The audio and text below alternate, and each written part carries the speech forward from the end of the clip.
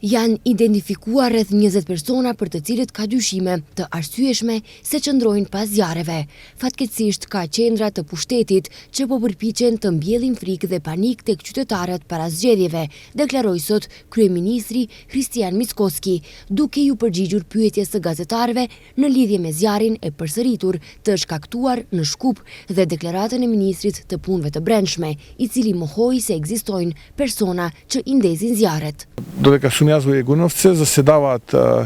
vrvot na strukturite vo Ministерството за вътрешни работи, identifikovani se.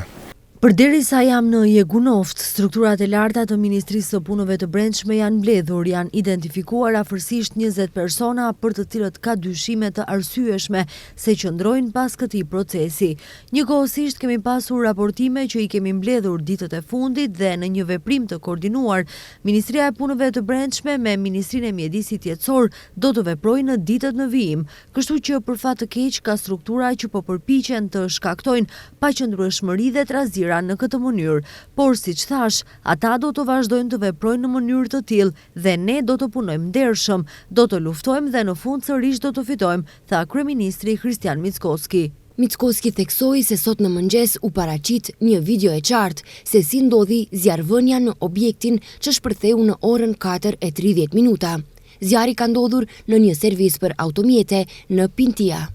Бев континуирано на линија и со градоначалникот на